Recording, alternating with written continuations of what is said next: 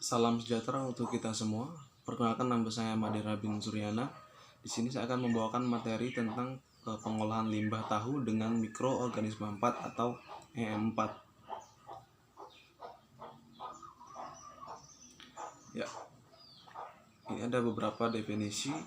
Yang pertama, definisi bioremediasi merupakan penggunaan mikroorganisme untuk mengurangi polutan di lingkungan. Saat bioremediasi terjadi, enzim-enzim yang diproduksi oleh mikroorganisme memodifikasi polutan beracun dengan mengubah struktur kimia polutan.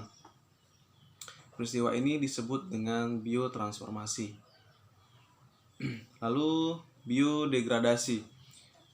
Biodegradasi atau penguraian hayati adalah proses di mana bahan organik teruraikan oleh enzim yang dihasilkan oleh organisme hidup. Lalu baugmentasi adalah teknik menebarkan mikroba ketika terjadinya pencemaran. Biostimulasi adalah proses penambahan suatu nutrisi dan oksigen ke dalam suatu situs yang tepat yang tercemar, bertujuan untuk mendukung pertumbuhan dan aktivitas bakteri yang ada di dalam tempat tercemar itu. Lalu bioventing. Bioventing adalah penggunaan induksi gerakan udara melalui tanah tak jenuh dengan atau tanpa nutrien yang dipengaruhi oleh tipe tanah, permeabilitas, temperatur, kelembapan, pH, dan kandungan bakteri heterofik dan sifat dari konstituen yang akan didegradasi.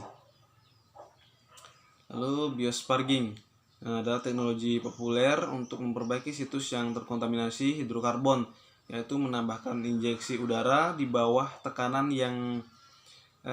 ke dalam air sehingga dapat meningkatkan konsentrasi oksigen dan kecepatan degradasi. Lalu bioremediasi in situ adalah proses bioremediasi dengan mengandalkan pada mikroorganisme yang ada di tempat aslinya untuk meremediasi lingkungan tersebut, dan treatment dilakukan di lokasi tersebut. Dan bioremediasi ex situ merupakan proses bioremediasi yang dilakukan di luar tempat asli mikroba, yang dilakukan dengan mengambil limbah di suatu lokasi kemudian dilakukan treatment di tempat lain. Setelah itu baru dikembalikan ke tempat asalnya. Lalu biosorpsi merupakan teknologi untuk menghilangkan ion logam berat, polutan, dan limbah dengan menggunakan biomasa sebagai absorben. Yang terakhir adalah bioreaktor, atau dikenal juga dengan nama fermentator, adalah sebuah peralatan atau sistem yang mampu menyediakan sebuah lingkungan biologis yang menunjang terjadinya reaksi biokimia dari bahan mentah menjadi bahan yang dikehendaki.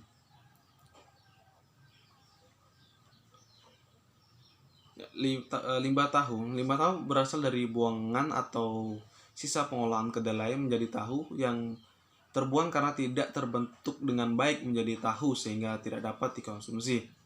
Limbah industri tahu pada umumnya dibagi menjadi dua bentuk limbah, yaitu dalam bentuk padat dan juga cair. Kandungan air limbah tahu. Di sini ada kandungan limbah tahu organik. Kandungan organik limbah tahu, yang pertama protein sebesar 40-60%. Yang kedua karbohidrat sebesar 25-50%. Lemak berkisar 8-12%.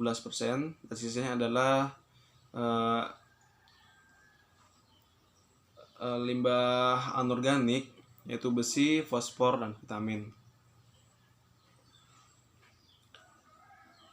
Konsentrasi dan sifat limbah cair tahu dari hasil penelitian menunjukkan bahwa limbah cair industri tahu mempunyai konsentrasi biological oxygen demand, yaitu BOD, yaitu suatu pengukuran pendekatan jumlah biokimia yang terdegradasi di perairan.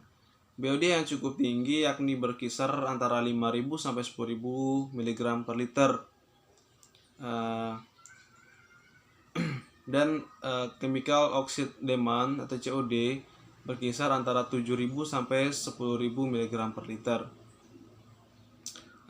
Serta mempunyai sifat keasaman yang rendah yakni pH 4 sampai 5. Pada keadaan asam ini akan terlepas zat-zat yang mudah untuk menguap sehingga menyebabkan limbah tahu berbau yang busuk.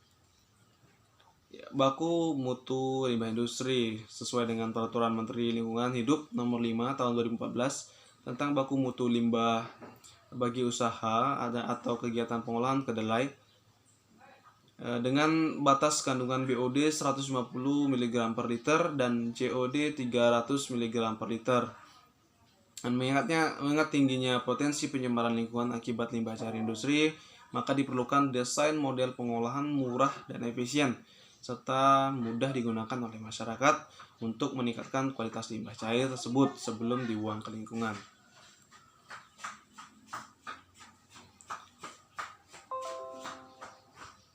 Akibat limbah tahu terhadap manusia dan lingkungan. Pencemaran industri tahu telah diketahui memberikan pengaruh terhadap kesehatan manusia seperti penyakit gatal-gatal dan penyakit kulit lainnya.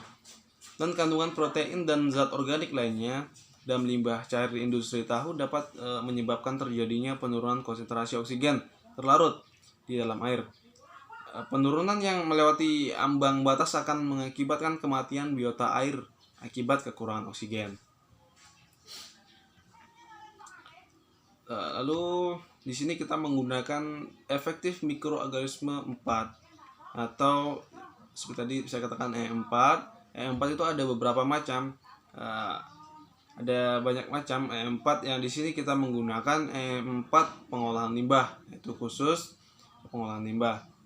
E4 ini merupakan campuran dari mikroorganisme yang menguntungkan. E4 akan mempercepat proses fermentasi bahan organik sehingga unsur hara yang terkandung akan mudah terserap.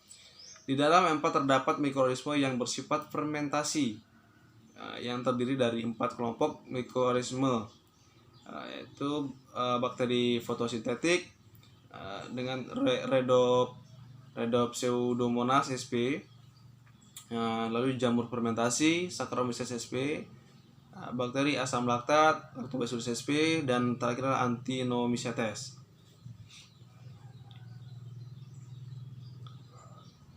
Ya, di sini ya seperti saya katakan tadi, kita menggunakan E4 khusus pengolahan limbah. Ya, Rhodopseudomonas sp, bakteri ini adalah katalis biodegradasi yang efisien baik dalam lingkungan aerobik maupun anaerobik. Ditemukan bahwa bakteri ini dengan cekatan dapat memperoleh dan memproses berbagai komponen dari lingkungannya sebagaimana yang diperlukan oleh fluktuasi kadar karbon, nitrogen, oksigen, dan cahaya. Bakteri ini memiliki gen yang menyediakan protein yang menyusun kompleks pemanen cahaya dan pusat reaksi fotosintesis. Kompleks LH dan pusat reaksi fotosintetik biasanya ditemukan dalam organisme fotosintetik seperti tumbuhan hijau. Lalu Lactobacillus sp. Bakteri asam laktat lebih menyukai lingkungan asam, sedangkan kondisi basa lebih disukai oleh bakteri putreaktif atau bakteri pembusuk. Apabila pH pada saluran pencernaan dalam kondisi asam, maka bakteri patogen tidak dapat bertahan hidup, sedangkan bakteri non patogen dapat meningkat pertumbuhannya. Contohnya Lactobacillus sp tumbuh optimum pada pH 5,4 sampai 6,4. Lalu Saccharomyces sp. Saccharomyces sp adalah mikroorganisme eukariot yang diklasifikasikan dalam kingdom fungi dengan 1.500 spesies yang telah dapat dideskripsikan atau diperkirakan 1% dari seluruh spesies fungi. Saccharomyces sp tumbuh optimum pada kondisi lingkungan pH optimum 4-5 dengan suhu 28-30 derajat Celcius, membutuhkan oksigen pada awal pertumbuhannya. Lalu Actinomycetes sp, salah satu golongan bakteri yang dulunya pernah diklasifikasikan sebagai jamur yang dapat merugikan khususnya untuk manusia adalah Actinomycetes sp. Bakteri ini kelihatan dari luar seperti jamur, dan di dalamnya banyak buku membicarakan bahwa bakteri ini sama dengan fungi eukariot. Akan tetapi organisme ini adalah bakteri gram positif sesuai dengan semua kriteria untuk sel prokariot. Actinomycetes sp termasuk bakteri yang berbentuk batang, gram positif, bersifat anaerobik dan atau fakultatif.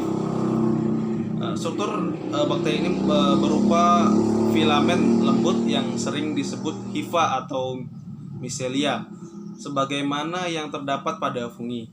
Memiliki konidia pada hifa yang menegak. Bakteri ini merupakan bakteri yang berproduksi dengan pembelahan sel, rentan terhadap penisilin, tetapi tahan terhadap zat antifungi. Untuk optimum suhu dan optimasi waktu pertumbuhan bakteri Actinomycetes sp dilakukan proses inkubasi pada suhu 30 derajat Celcius selama kurang lebih 8-24 jam. Untuk optimasi pH didapati bahwa pH 8 itu merupakan yang terbaik untuk pertumbuhan bakteri ini.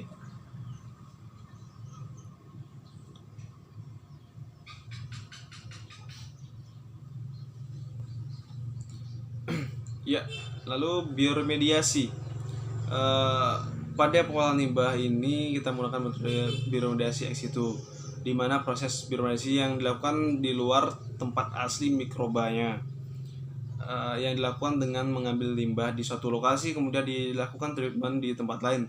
Setelah itu baru dikembalikan ke tempat asalnya. Ya, di sini ada diagram alir. Limbah tahu dan E4 yang telah difermentasi lalu dicampurkan dengan perbandingan 1